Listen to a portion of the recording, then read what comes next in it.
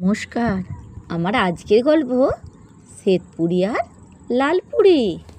শ্বেতপুরীর রাজা আর লালপুরীর রাজা ছিল খুব বন্ধু। তারা দুজনে যেমন পাশাপাশি বাড়ি, তেমনি তাদের মধ্যে খুব ভাব। শ্বেতপুরী বলে, আমার ছেলে যখন বড় হবে তখন তোমার মেয়ের সঙ্গে তার বিয়ে দেব। লালপুরী বলে, আমার মেয়ের যখন বয়স হবে তখন তোমার ছেলেকে আমার জামাই করব।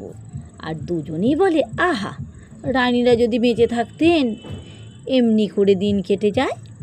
হঠাৎ একদিন কোত্থেকে এক শিকারি এসে রাজপুরুষদের অতিথি হলো।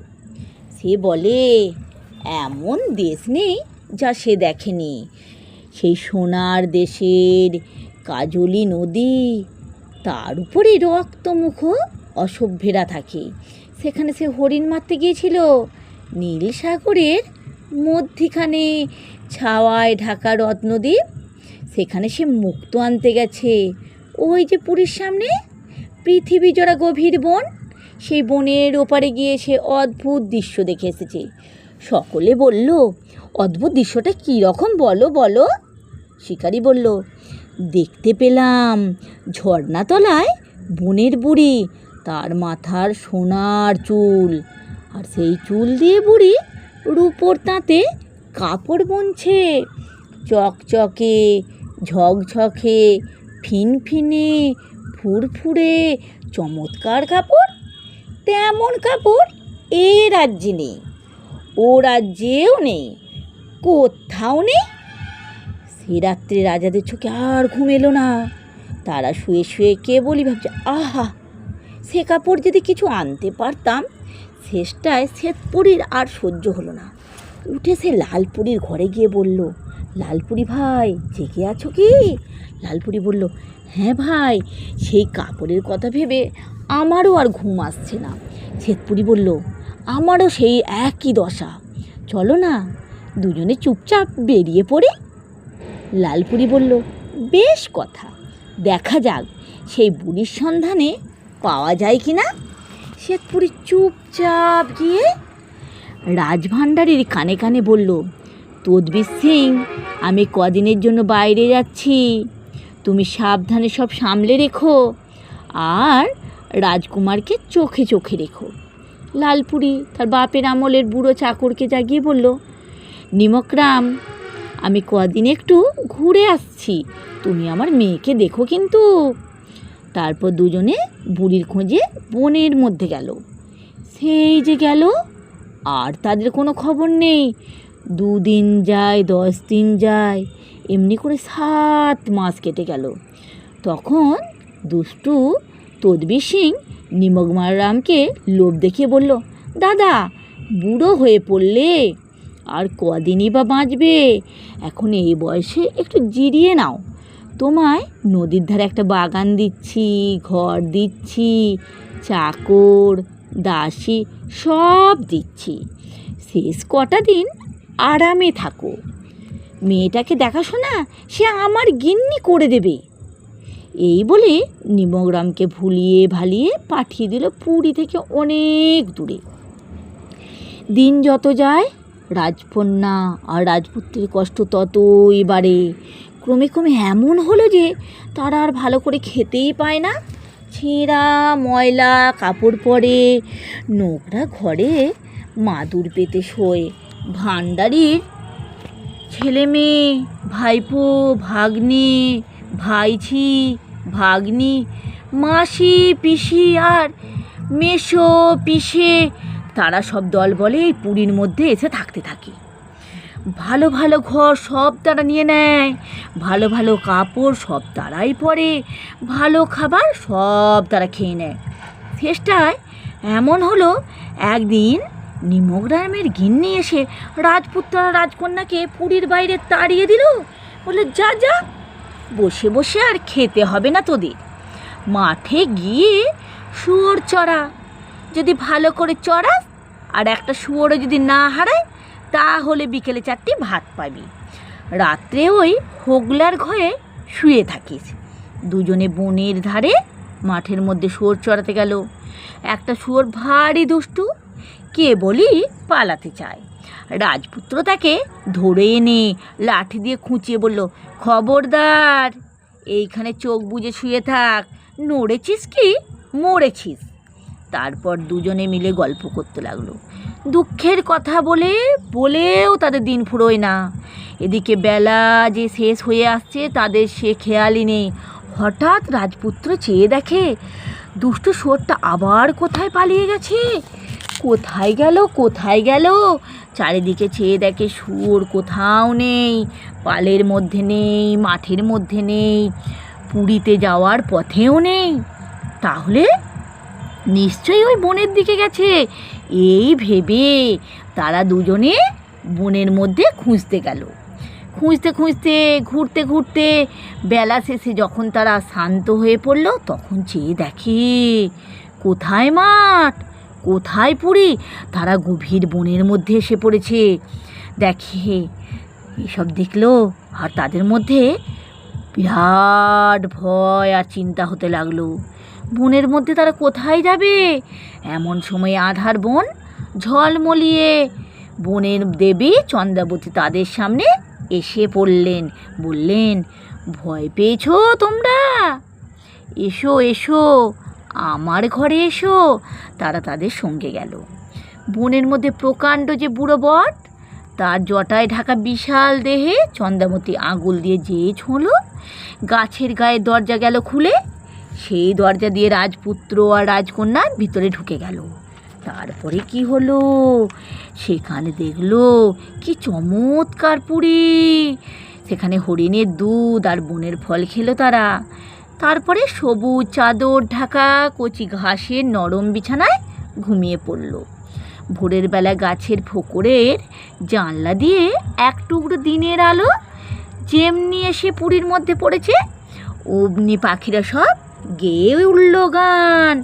রাজার ছেলে আর রাজার মেয়ে অবাক হয়ে বসে বলল। চন্দ্রাবতী বলল, এখন ভেবে বলো দেখি, আমার কাছে থাকবে না রাজপুরীতে ফিরে যাবে? তারা দুজনেই মাথা নেড়ে বলল, না না, আমরা ওই দুষ্টু পুরীতে আর কখনো যাব না। তার চাইতে বনের পুরী অনেক ভালো। সেই থেকে রাজপুত্র আর রাজকন্যা কনকপুরীতে সুখে থাকে। বনের যত পশু পাখি চন্দ্রাবতীকে সবাই চেনে। তারা এসে তার সঙ্গে দেখা করে যায়, গল্প করে আর কত মজার মজার কথা বলে। দুজনে অবাক হয়ে সেই সব শুনে। একদিন এক বুড়ো কাক জানলা দিয়ে উড়ে এসে সিন্দুকের উপর আরাম করে বসে বলল, কা কা ক্যা বাত? চন্দ্রা বললেন, এই যে ভুসুন্ডি দাদা যে, খবর টবর কিছু আছে? কাক বলল, হ্যাঁ, খবর বেশ ভালোই। কাঠুরেরা যে বছর বছর যত জঙ্গল কেটেছিল সব আবার ভরিয়ে দেওয়ার ব্যবস্থা হচ্ছে। চন্দ্রা বললেন, সে কী রকম? কাক বলল, শহরের মানুষ এসে সারাদিন খালি মাটি খুঁড়ছে আর বীজ লাগাচ্ছে, আবার নতুন বীজ খুঁজে আনছে। চন্দ্রা বলল, তারা এরকম করছে কেন? কাক বলল, তা জানো না তোমরা? এই নন্দবন পার হলে খণ্ডবন, তারপরে অন্ধবন। মানুষপুরের লোকেরা এই যে অন্ধবনের বড় বড় গাছ কেটে নিয়েছে, তাই অন্ধরা দুটো জাঁদরেল মানুষ পাকড়াও করে তাদের দিয়ে বন সারাচ্ছেন। চন্দ্রা বললেন, আহা, তাহলে তো মানুষ বেচারিতে বড়ই কষ্ট। কাক বলল, তা কষ্ট তো আছেই, ঘরবাড়ি ছেলেপুলে সব ছেড়ে বনের মধ্যে খাটছে, কেবল খেটেই চলেছে।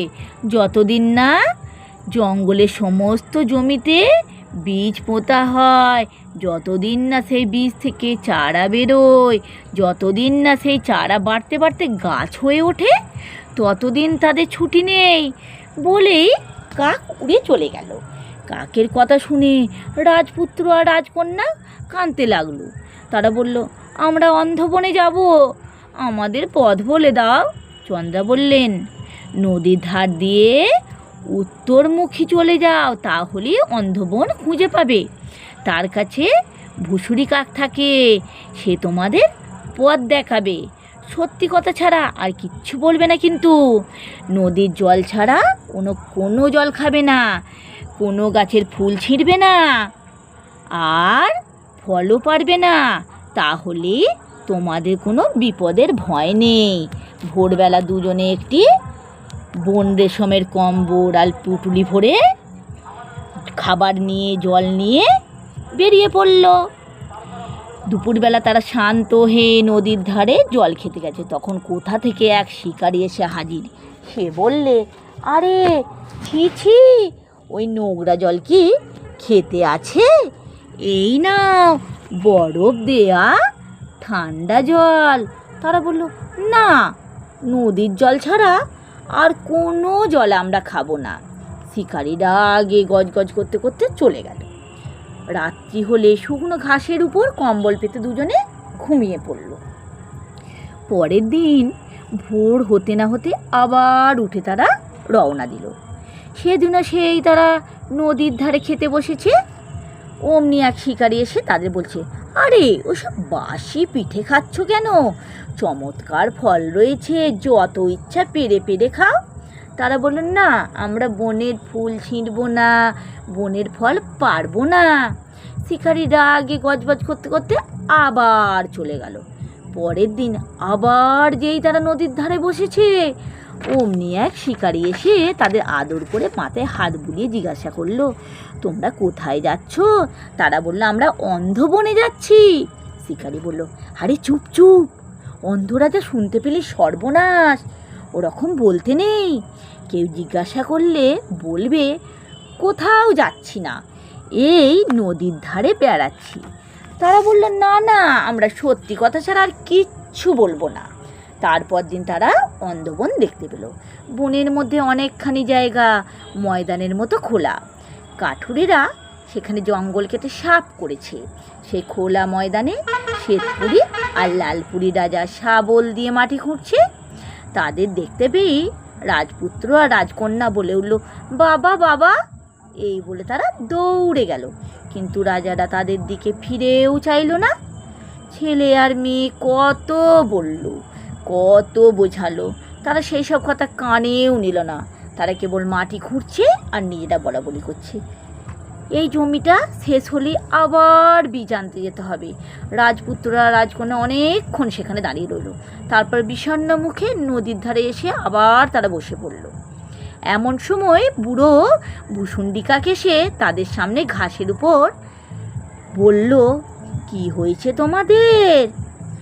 এত ভাবনা কিসের? তারা সব কথা ভুলে বলল। কাক বলল, এরই জন্য এত ভাবনা? তাহলে বলি শোনো, যখন ওই পাহাড়ের উপর রাঙা সূর্য ডুবে যাবে, তখন মানুষেরা তাদের কাজকর্ম রেখে বিশ্রাম করবে। তখন যদি চটপট গিয়ে শাবল দুটোকে নদীর জলের মধ্যে ফেলে পারো, তাহলে তারা তাদের কথা, কাজের জিনিস সব ভুলে যাবে। তারপর তাদের সামনে গিয়ে বলবে, ঝর্ণা তলায় আপন মনে, কোথায় বুড়ি কাপড় বনে, রূপোর তাঁতে সোনার চুল, সব কি ফাঁকি, সব কি ভুল। বললেই সব কথা তাদের মনে পড়ে যাবে। যা দেখছো এ সমস্তই অন্ধরাজের ফাঁকি। সেই শিকারি সেজে তোমাদের পুরীতে গিয়েছিল আর বনের পথে তোমাদেরও ভোলাতে চেয়েছিল। যাও, সন্ধ্যা হয়ে এলো, এখনই দৌড়ে যাও। তারা দুজনে হাঁপাতে হাঁপাতে এসে দেখলো সূর্য অস্ত যায়। একটু পরেই রাজার যেমন শাবল রেখে দিয়ে বিশ্রাম করতে বসেছে, অমনি তারা শাবল দুটো নিয়ে এক দৌড়ে গিয়ে নদীর মধ্যে ফেলে দিল। তারপর ফিরে এসে যেই তারা ভূষণ্ডির সেখানে কথাগুলো বলেছে, অমনি লালপুরি আর শ্বেতপুরি লাফিয়ে উঠে বলল, আরে এ কি, কোত্থেকে এলে? বনের মধ্যে আসলে কি করে তোমরা? এত রোগা হয়ে গেছো কেন? তোমাদের সঙ্গে লোকজন কোথায়? আমাদের খবর পেলে তোমরা কার কাছ থেকে? তারা একে একে সব কথা বলল। তারপর তারা চারজনে মনের আনন্দে হাসতে হাসতে পুরীর দিকে ফিরে চলল। তারপরে কি হলো বলো তো? তারপর সবাই পুরীতে ফিরে এলো, খুব আনন্দ করতে লাগলো, খাওয়া দাওয়া উৎসব আনন্দ লেগেই থাকলো।